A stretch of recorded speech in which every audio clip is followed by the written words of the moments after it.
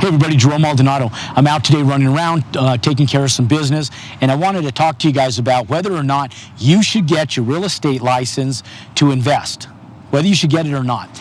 And one of the big things is I went in and I got involved in real estate kind of on accident. I was in business and I was self-employed, and I didn't necessarily go in and get my real estate license to make money to invest. So if you're going in and you're looking to get your real estate license to invest, it may be the wrong reason to get your real estate license. In fact, as far as disclosure laws and licensing laws in most states, it's more advantageous for you not to have a license at all as opposed to having a license if indeed you're only going to use that license for you personally to invest. Now, the contrary to that is, what are you going to use that license for? And that's the question to ask. So for sake of example, are you going to utilize it as a job to go in, become a broker, an agent, be able to create a real estate company, a brokerage, or work under somebody so you're an independent contractor, then you're getting a 1099 and you can go out and facilitate work and be self-employed through the means of their company or the creation of your own? And that's the question. Now, if you're going to utilize it for ordinary income, the income that you make with your day-to-day energy, then it's probably a good idea if you're going to play in the game of real estate and you're going to buy, sell, wholesale, or do something like that, to probably have a license, because then you're going to get paid for the services that you're rendering for yourself and for other people. So if you're looking at being able to acquire business from other people, other investors, then it's probably a good idea to go out and pursue the option to be able to get paid to have a broker's license so that you're making your commissions on the sale or resale of properties. Now, if you're only going to strictly use it to invest, you can. When you first start out, because you're not as busy typically, it could work in your favor because you save the commissions, right? And you can supplement your income, maybe taking on a few clients on the side. That's what we did. So back in 2000, I was having a hard time finding good brokers. In fact, in 1998, 1999, when I was dealing with brokers, it was very frustrating.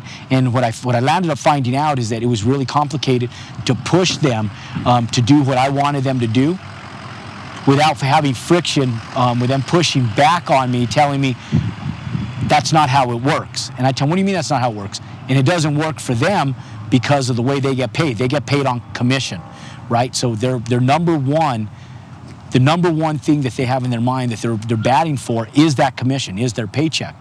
Not your best interest, their paycheck. And so 99% of realtors out there are batting for their paycheck, and their commission, not your best interest. So what I landed up doing, because I found that out early years, and I knew that I wanted to aggressively undertake real estate, and I aggressively wanted to undertake buying land and building houses. I wanted to aggressively undertake buying rental homes, because I wanted to undertake aggressively being able to go in and buy investment properties and lease those properties. I needed a license in order to do that. And do it in-house. Now, initially I did. Now, licensing laws have changed substantially over the last several years. And so what's landed up happening is the same licensing laws that existed back in the late 90s, early 2000s are slightly different now. Now you could be an owner without a license, and you can have the ability in most states. Now, this is state specific, so I always tell people, make sure you check with your local state licensing requirements before you take everything that Jerome Maldonado is telling you verbatim, okay? I'm telling you more so in the states that I'm licensed in, what we do, and I know that there's a national association of realtors, and a lot of the same fiduciary duties are consistent throughout all 50 states, but there are independent legislative laws in each state that are governed between states that are slightly different. So I encourage people to check their own state to make sure that they themselves understand those laws themselves prior to going in and implementing one of the strategies that I'm talking about in regards to their licensing laws. So look, understand, as an investor, what I landed up doing is I went and got my own license, and I figured, Jerome, if you go out and you help 1 or 2 or 3 other people on a deal each year, you make some commissions. Not only that, but if you go out and you purchase $1 million worth of property next year and you save the 3% as the buyer's broker, getting paid back as the buyer on those properties, a commission, like if I was buying land, building houses, 3% of a $500,000 home, 3% of another $500,000 home, that's $1 million right there alone. That's $30,000 in commissions just with that. Is it worth the $2,000 a year that it costs to maintain your license if you save $30,000 a year in commissions. So when I did a business model where I said, okay, I want to do 10 to 12 of these a year, and you save 3% of 10 to 12 of these a year, that's 6 figures, ladies and gentlemen. That's over $100,000 a year in commissions that I'm paying for a service that I really don't need. If we have the tools in our office, I can implement. And so instead of making the commissions, I'm saving the money. So what I did is I cut out middlemen in the very beginning because I had a little more time in the beginning. I was able to go in, facilitate the resale of our own properties and save that 3% commission. Not only that, when I bought land, and if the land cost me $50,000, $100,000 to be able to go buy 1 lot, 2 lots, and I make 3% back on that, then I'm going back in and making $3,000. That pays for a water meter, that pays for my designer, that pays for my permits, that pays for something, right? So already lowering my overhead and expense. You negotiate down the lot, you buy the land, you have your broker's license, you save the money. Same thing on my retail properties. I've used a lot of the money that I've saved on commissions to apply towards renovations. So if I go in, I buy a $500,000 building, then I go in and I take $20,000 or whatever the commission is and I dump it into renovations right away. I have enough for a new roof just by the commissions I saved.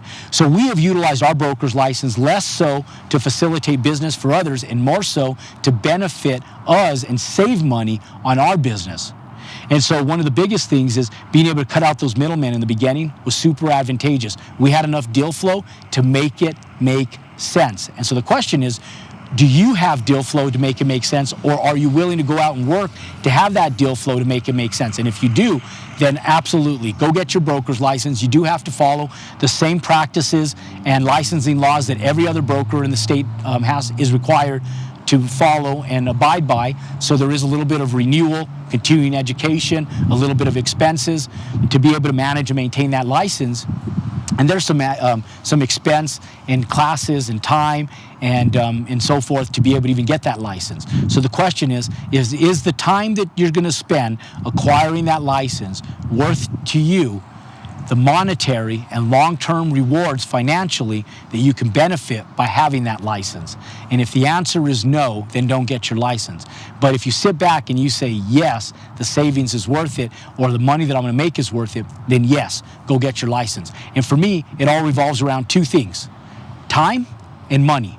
Time and money. What's my time worth, and how much money am I going to make doing it, right? And so for me, it makes sense to have a broker's license in my primary state because, one, the amount of money I save is worth my time, and the amount of time it takes to renew my license in that state makes sense currently. Now, does that mean that that's going to hold true in 5 years from now? We'll see. But for right now, it makes sense. And that money that we save, that 6 figures that we save every year, pays payroll taxes, it pays payroll, it pays for an employee, an admin, somebody to work and bat in my corner on my behalf. So for me, it's worth it and it's advantageous. The question is, what's your next moves, and how can you create a business plan that makes having a broker's license worthy for you? And if not, then don't get it. But ladies and gentlemen, go out and figure out what works in your business model, and if being a broker, being a realtor, being licensed makes sense for you.